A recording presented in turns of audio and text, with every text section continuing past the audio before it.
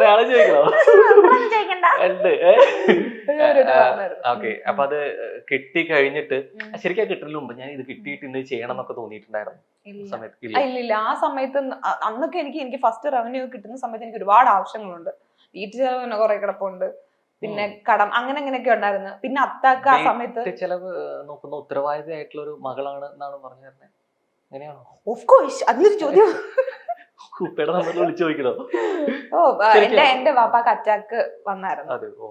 പുള്ളിക്ക് 3 ബ്ലോക്ക് ഉണ്ടായിരുന്നു. ഇപ്പൊ 2 സർജറി കഴിഞ്ഞിട്ടിരിക്കുകയാണ്. ഇപ്പൊ അത്ത ജോലിക്കൊക്കെ പോയിട്ട് കുറെ ഞാൻ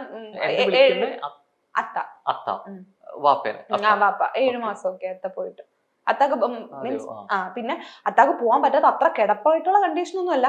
പിന്നെ വിടാനാണെങ്കിൽ നമുക്ക് ആവശ്യം അൽഹംദുലില്ലാ ഉണ്ടല്ലോ.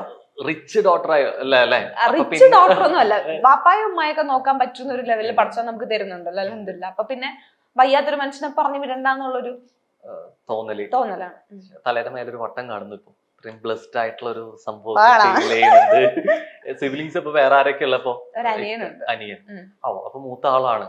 കുറെ കൂടി ഉത്തരവാദിത്തം നൽകിക്കൊടുക്കും. എന്നിട്ട് ഫസ്റ്റ് ചെയ്ത കാര്യം എന്തായിരുന്നു? അപ്പൊ അങ്ങനെ എനിക്ക് ഓർമ്മയില്ല. ഞാൻ പറഞ്ഞില്ലേ അത്താക്ക് ഒരു സർജറിയും കൂടെ ചെയ്യാനുണ്ടായിരുന്നു.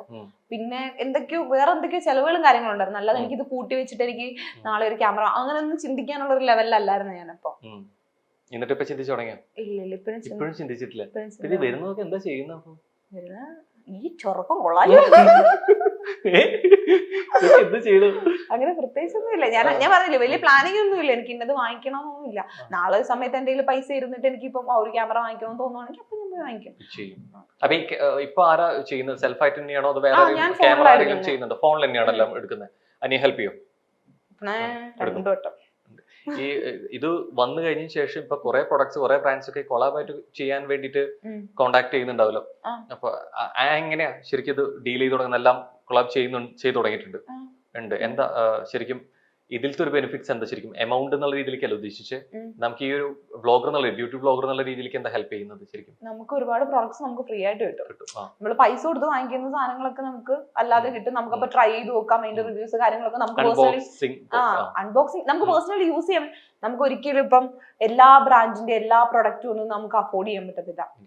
മനസ്സിലായോ? അപ്പൊ കുറച്ച് പ്രൊഡക്റ്റ് ഒക്കെ നമുക്ക് എന്ത് ചെയ്യാം, പൈസ കൊടുക്കാണ്ട് തന്നെ നമുക്ക് കിട്ടും. അപ്പൊ നമുക്ക് വാങ്ങിച്ച് യൂസ് ചെയ്ത് നോക്കാം ഏതാ നല്ലത് എന്നുള്ള രീതിയിൽ നോക്കാം. നമുക്ക് അവർക്ക് പറഞ്ഞു കൊടുക്കാം. അവർക്ക് പറഞ്ഞു കൊടുക്കുമ്പോൾ തന്നെ നമുക്ക് ഒരു സന്തോഷമാണ്.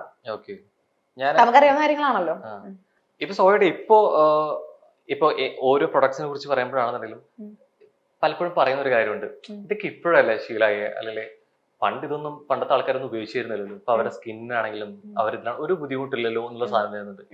ഇതേ ചോദ്യം കുറെ ജാസ്മിന് വന്നിട്ടുണ്ടാവും തോന്നുന്നു. ഉണ്ട്. അവരോടൊക്കെ പറയാനുള്ള ഒരു മറുപടി എന്താ? പണ്ട് എന്റെയൊക്കെ വാപ്പായൊക്കെ പറയാറുണ്ട്. വാപ്പായും വാപ്പാടെ വാപ്പായൊക്കെ വാപ്പാടെ വാപ്പ പറയുമല്ല, മീൻസ് അങ്ങനെയുള്ള ആൾക്കാരൊക്കെ പറയാറല്ലോ.